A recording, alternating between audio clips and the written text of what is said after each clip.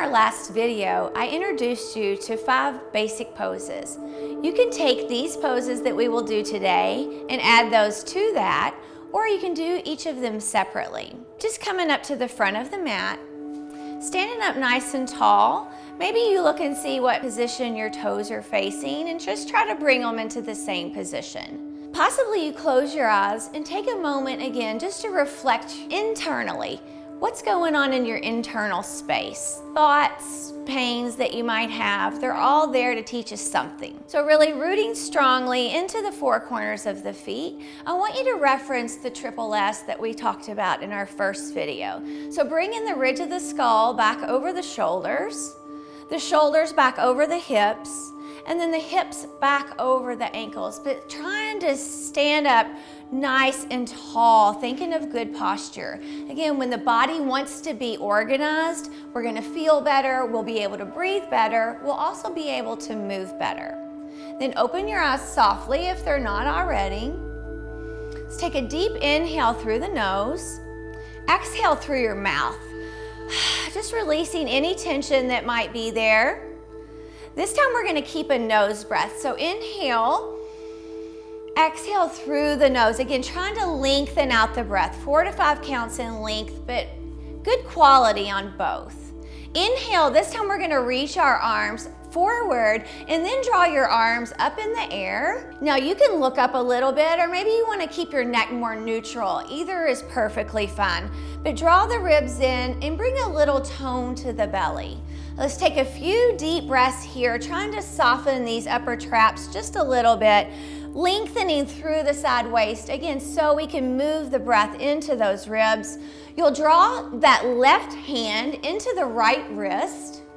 Then take a lateral lean over to that right side, really trying to breathe into the right ribs, making space over on this left side of the body. Let's take 3 more deep breaths here as you're really driving into the outer part of your left foot. Inhale will bring us back up. You're gonna switch the grip, so take the left hand around the right wrist and you'll laterally lean over to the left side, trying to breathe into the right ribs. Again, keeping a little tone in the belly. The feet are really strong. Let's take 3 more breaths here. Remember that breath is nice and long, in and out through the nose. Good job, ladies. Let's inhale, bring yourself back up. Exhale, you're gonna hinge at the hip, keeping the spine nice and straight. And Barbara's gonna be using the blocks, and Teresa will have her hands on the floor. Let's take a couple of breaths here. But notice we're hinging from this large joint of the hip. The spine is straight as you can possibly get it. You can always bend the knees if you need to do that. Let's step back with the right foot now, come down onto the right knee. Untuck the right toe, and you can see that Barbara has a towel up underneath her knee to protect it. You don't have to have that. Let's roll the shoulders, so keep your arms at the side, and we're gonna roll those shoulders by picking the head of the arm bone up and moving it back. So we're trying to mobilize the tissues of the upper back, the scapula, where a lot of us are rounded or stuck. So again, you may feel stickiness, perfectly fine, but no sharp pain in any joint. Good job, ladies. Let's take 1 more there. Then take your hands back to the blocks or to the floor. You'll step the right foot forward to the front of your mat. Now step the left foot back, come down onto the left knee. You can always pad that knee, but those toes are untucked. And you're gonna roll your shoulders again, just like you did a while ago. So we're pushing into the top of that left shin to open up the front of the hip. Make sure that glute is active. Energetically squeeze the legs towards one another. Let's take 1 more roll on each shoulder. Then draw your hands back to the floor or back to your blocks, and you'll step that left foot forward.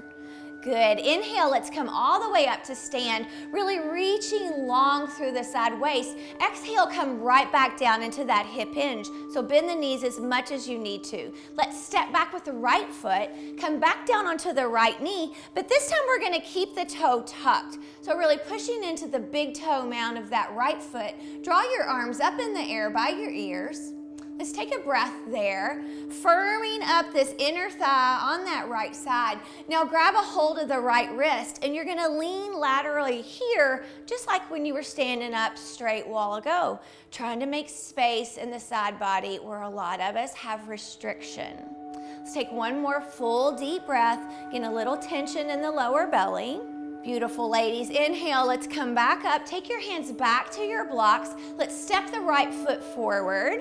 And then you're gonna step your left foot back, coming back down onto the left knee, being mindful that the left knee is right in line up underneath the left hip, and your arms will come up in the air. Let's take a deep inhale here. Maybe you exhale through the mouth again to release any tension that might be there.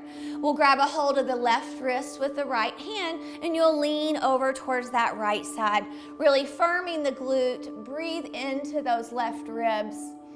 Maybe an exhale through the mouth.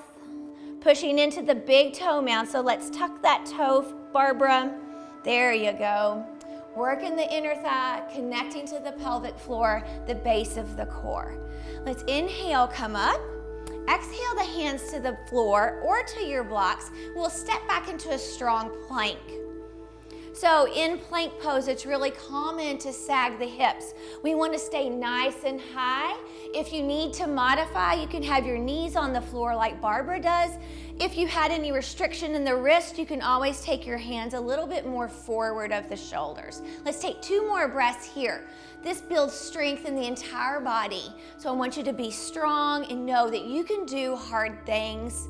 We might not like it at times, but it's so good for us mentally and physically. All right, ladies, let's lower all the way to the belly. Beautiful, nice and slow. Stretch your arms straight out in front of you. And then you're gonna slide your elbows up underneath the shoulders. Then open up through the collarbones. We're gonna keep the neck nice and long. We don't wanna crank the neck up. Keep pulling up into the lower belly so we're not dumping into the lower back. We're gonna take 5 deep breaths here. So coming into what we call Sphinx pose, I'm gonna untuck your toes, Miss Barbara. Again, pulling up into that lower belly. This gets the spine into spinal extension, which a lot of us are rounded, and it's so good to come into this position. Let's take 2 more breaths, trying to reach the heart forward as much as you possibly can. Exhale will take their heart back to the floor, and they can push back into child's pose. Beautiful. Now, if child's pose is too hard for the knees, you can always remain on your belly, or you could just come to a seat. But we're gonna take a deep inhale through the nose, exhale through the mouth. Again, just releasing any tension that might be there. Awesome, ladies. Let's come to a seat. So crisscross applesauce, you could always sit on a blanket if you need to. Maybe you bring your hands together at the heart and you go back to your breath, remembering that's the most important part of our yoga practice, is having our attention inward, reflecting, self-awareness. Movement is medicine. Join me in the next video when you feel ready to create a little more challenge.